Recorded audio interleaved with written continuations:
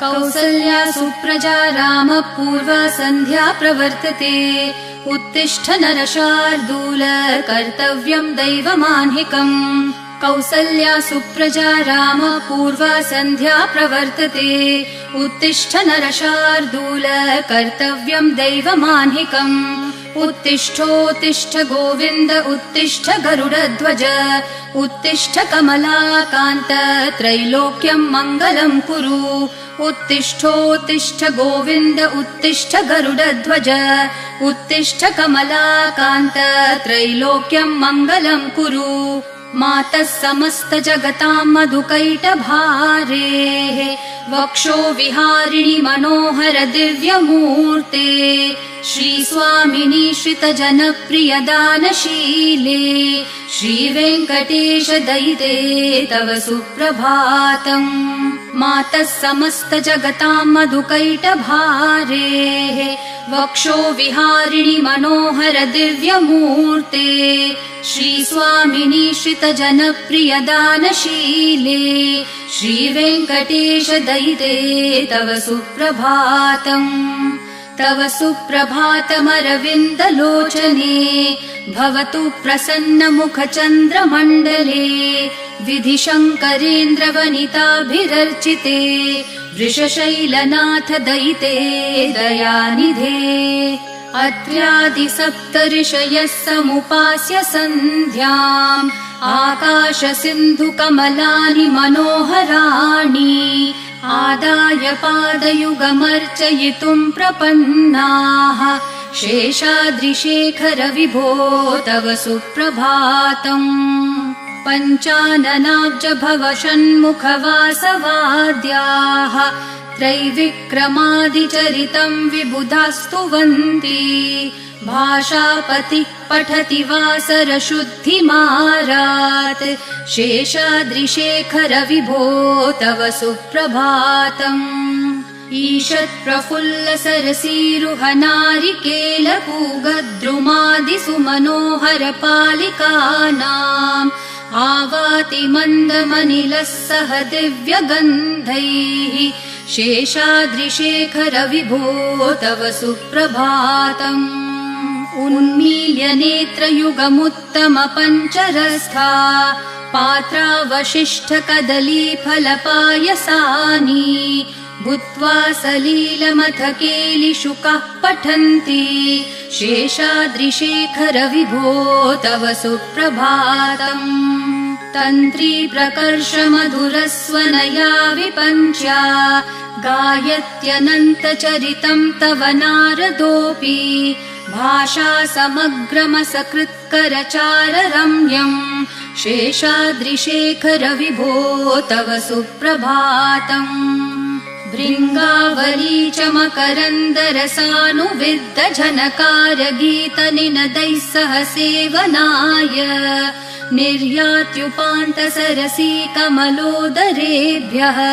शेषाद्रिशेखर विभो तव सुप्रभातम्। योषागणेन वरदग्निविमथ्यमाने घोषालयेषु दधिमन्थन तीव्रघोषाः। रोषात् कलिम् वदधते ककुभश्च कुम्भाः। शेषाद्रिशेखर विभो तव सुप्रभातम्।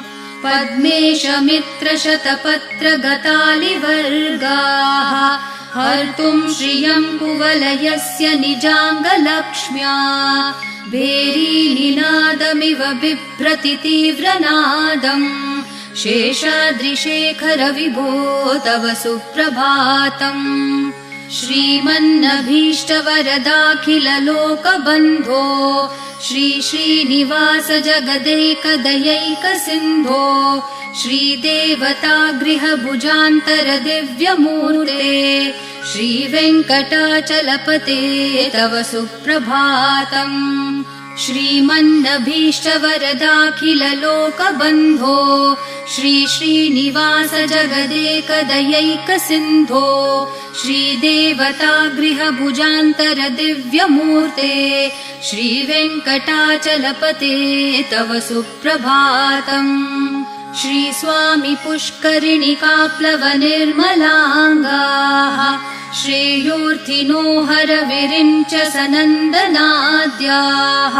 द्वारे वसन्ति वरवेत्रहतोत्तमाङ्गाः श्रीवेङ्कटाचलपते तव सुप्रभातम् श्रीशेषशैलगरुडाचल वेङ्कटाद्रिनारायणाद्रिवृषभाद्रिवृषाद्रिमुख्याम् आख्याम् त्वदीयवसतेरनिशम् वदन्ति श्रीवेङ्कटाचलपते तव सुप्रभातम् सेवापरः शिवसुरेश कृशानुधर्म रक्षोऽम्बुनाथ पवमानधनाधिनाथाः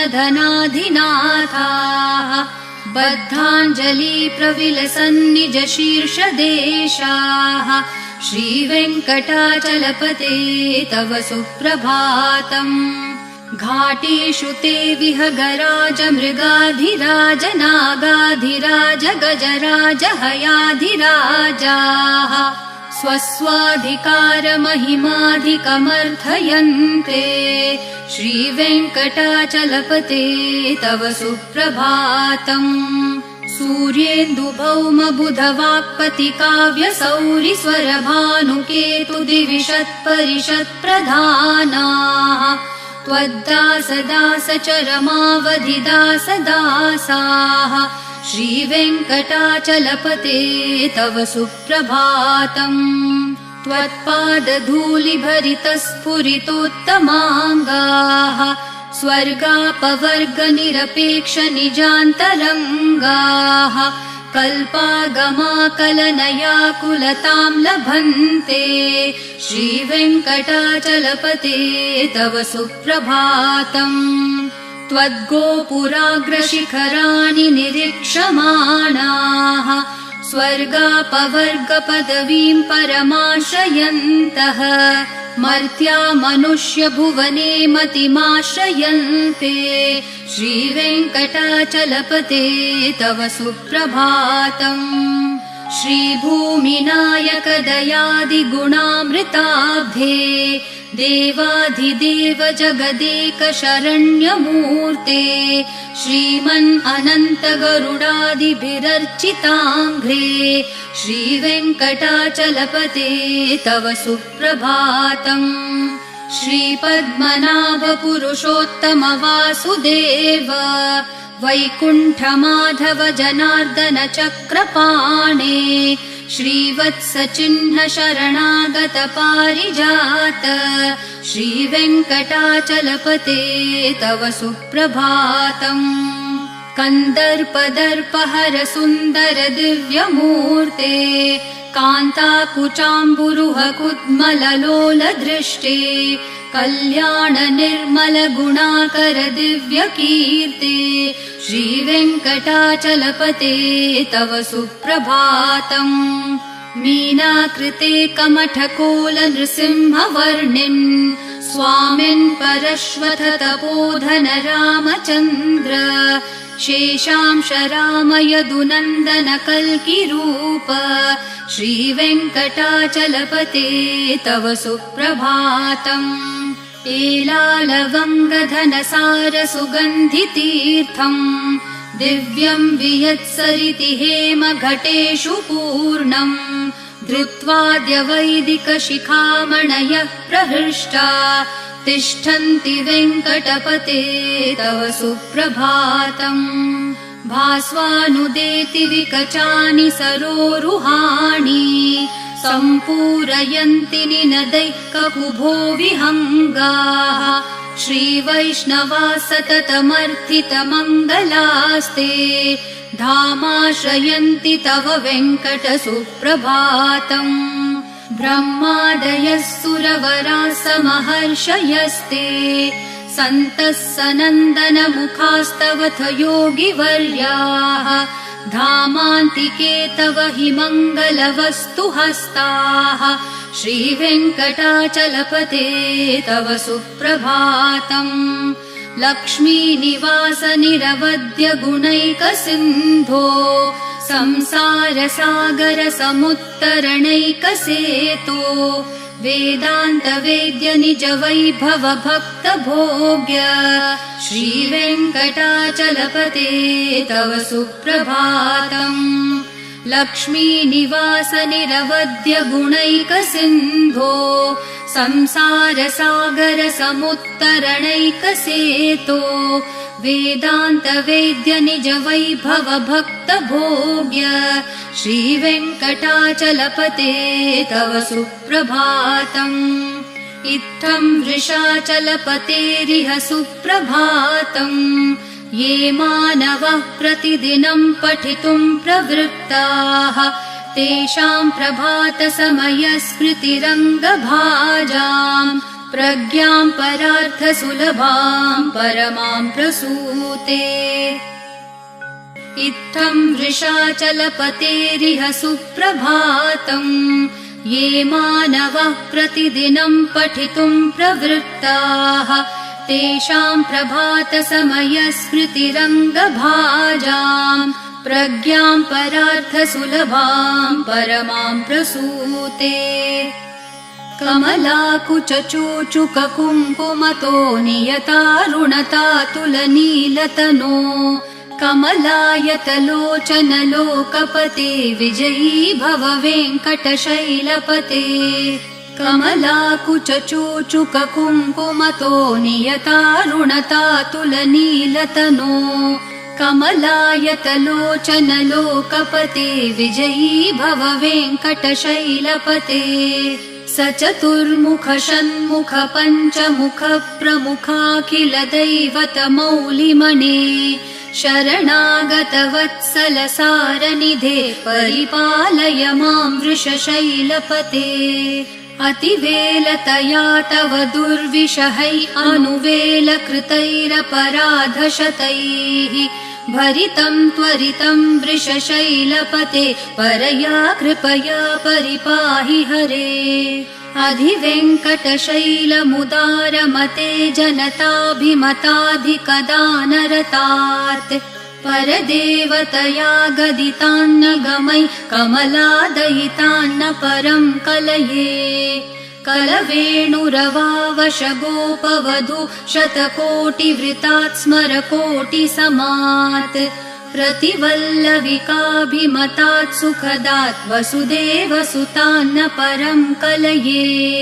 अभिराम गुणाकर दाशरथे जगदेकधनुर्धर धीरमते रघुनायक राम रमेश विभो वरदो भवदेव दया जलदे। अवनीतनया कमनीयकरं रजनीकर चारुमुखाम्बुरुहम् रजनीचर राजतमो मिहिरं महनीयमहं रघुराममये। सुमुखं सुहृदं सुलभं सुखदं स्वनुजं च सुखाय ममोघशरम् अपहाय रघुत्वहमन्यमहं न कथञ्चन कञ्चन जातु भजे। विना वेङ्कटेशं न नाथो न नाथ सदा वेङ्कटेशं स्मरामि स्मरामि। हरे वेङ्कटेश प्रसीद प्रसीद प्रियं वेङ्कटेश प्रयच्छ प्रयच्छ। विना वेङ्कटेशं न नाथो न नाथ सदा वेङ्कटेशं स्मरामि स्मरामि। हरे वेङ्कटेश प्रसीद प्रसीद प्रियं वेङ्कटेश प्रयच्छ प्रयच्छ। अहं दूरतस्ते पदाम्भोजयुग्म प्रणामेच्छयागत्य सेवां करोमि। सकृत्सेवया नित्यसेवा फलं त्वं प्रयच्छ प्रयच्छ प्रभो वेङ्कटेश। अज्ञानिना मया दोषान् अशेषान् विहितान् हरे क्षमस्वत्वं शेषशैलशिखामणे। अज्ञानिना मया दोषान् अशेषान् विहितान् हरे क्षमस्वत्वं शेषशैलशिखामणे।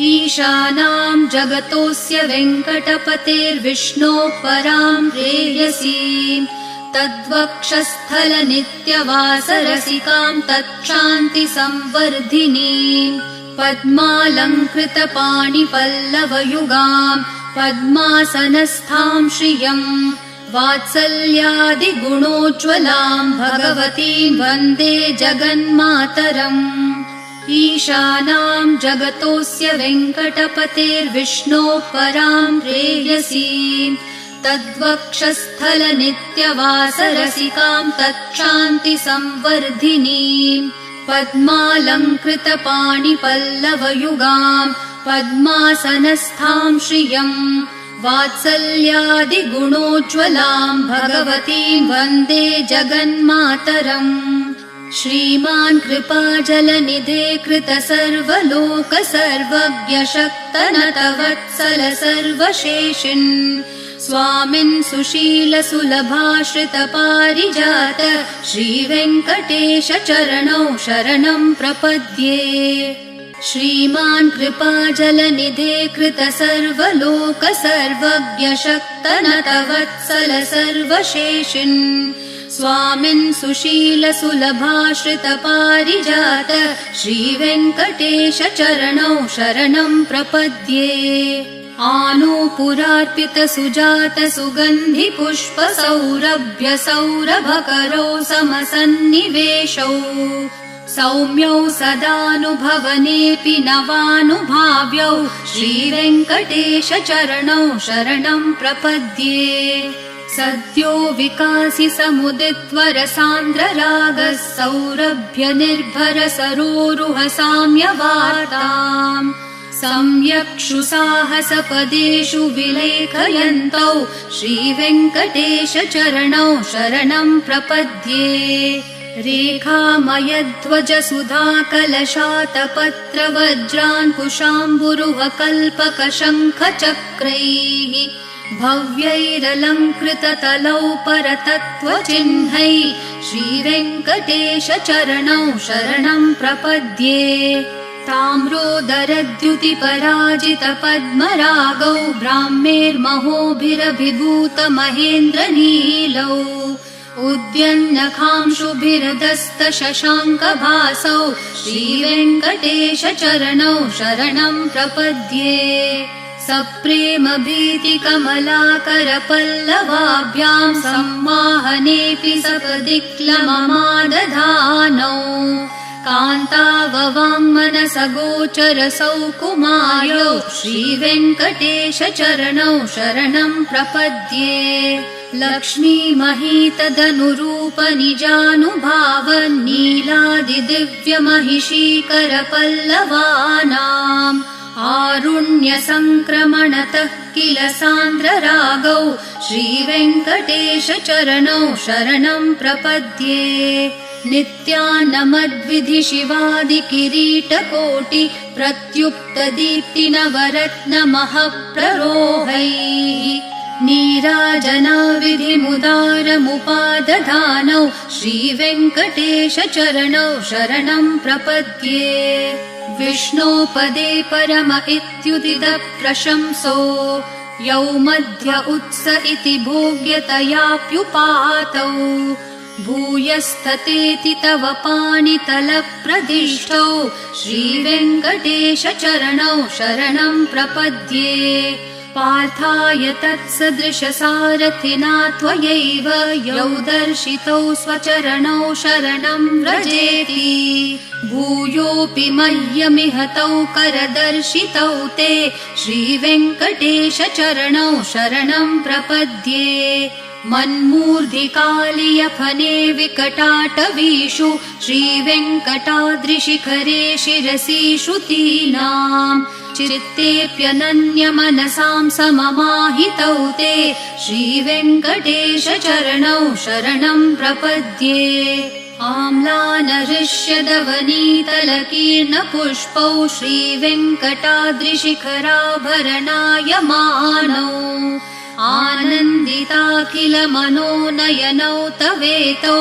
श्रीवेङ्कटेश चरणौ शरणं प्रपद्ये प्रायप्रपन्नजनता प्रथमावगाह्यो मातुस्तनाविविशिशोरमृतायमानौ प्राप्तौ परस्परतुलामतुलान्तरौ ते श्रीवेङ्कटेशचरणौ शरणं प्रपद्ये सत्त्वोत्तरैः सततसेव्यपदाम्बुजेन संसारतारकदशार्द्रदृगञ्चलेन सौम्योपयन्तृमुनिना मम दर्शितौ ते श्रीवेङ्कटेशचरणौ शरणं प्रपद्ये सत्त्वोत्तरैः सततसेव्यपदाम्बुजेन संसारतारकदशार्द्रदृगञ्चलेन सौम्योपयन्तृमुनिना मम दर्शितौ ते श्रीवेङ्कटेशचरणौ शरणं प्रपद्ये श्रीशश्रिया घटिकया त्वदुपाय भावे प्राप्ये त्वयि स्वयमुपेयतया स्फुरन्त्या नित्याश्रिताय निरवद्य गुणाय तुभ्यं स्वां किङ्करो वृषगिरीश न जातु मह्यम् श्रीशश्रिया घटिकया त्वदुपाय भावे प्राप्ये त्वयि स्वयमुपेयतया स्फुरन्त्या नित्याश्रिताय निरवद्य गुणाय तुभ्यं स्वां किङ्करो वृषगिरीश न जातु मह्यम् श्रियः कान्ताय कल्याणनिधये निधयेऽर्थिनां श्रीवेङ्कटनिवासाय श्रीनिवासाय मङ्गलम् श्रियः कान्ताय कल्याणनिधये निधयेऽर्थिनां श्रीवेङ्कटनिवासाय श्रीनिवासाय मङ्गलम् लक्ष्मी सविभ्रमालोकसुप्रविभ्रमचक्षुषे चक्षुषे सर्वलोकानां वेङ्कटेशाय मङ्गलम् श्रीवेङ्कटाद्रिशृङ्गाग्रमङ्गलाभरणाङ्ग्रये मङ्गलानां निवासाय श्रीनिवासाय मङ्गलम् सर्वावयवसौन्दर्यसम्पदा सर्वचेतसां सदा सम्मोहनायास्तु वेङ्कटेशाय मङ्गलम् नित्याय निरवध्याय सत्यानन्दचिदात्मने सर्वान्तरात्मने श्रीमद्वेङ्कटेशाय मङ्गलम् स्वतः सर्वविदे सर्वशक्तये सर्वशेषिणे सुलभाय सुशीलाय वेङ्कटेशाय मङ्गलम् परस्मै ब्रह्मणे पूर्णकामाय परमात्मने प्रयुञ्जे परतत्त्वाय वेङ्कटेशाय मङ्गलम् आकालतत्त्वमशान्तम् आत्मनामनुपश्यताम् अतृप्तामृतरूपाय वेङ्कटेशाय मङ्गलम् प्रायस्वचरणौ पुंसां शरण्यत्वेन पाणिना कृपया दिशते श्रीमद्वेङ्कटेशाय मङ्गलम् दयामृत्तरङ्गिन्यास्तरङ्गैरिव शीतलैः अपाङ्गैः सिञ्चते विश्वं वेङ्कटेशाय मङ्गलम् सद्भूषाम्बरहेतिनां सुषमावहमूर्तये सर्वार्तिशमनायास्तु वेङ्कटेशाय मङ्गलम् श्रीवैकुण्ठविरक्ताय स्वामि पुष्करिणीतटे रमया रममाणाय वेङ्कटेशाय मङ्गलम् श्रीवैकुण्ठविरक्ताय स्वामि पुष्करिणीतटे रमया रममाणाय वेङ्कटेशाय मङ्गलम् श्रीमत्सुन्दरजामातृमुनिमानसवासिने सर्वलोकनिवासाय श्रीनिवासाय मङ्गलम् मङ्गलाशासनपरैर्मदाचार्य पुरोगमैः सर्वैश्च पूर्वैराचार्यैः सत्कृतायास्तु मङ्गलम्।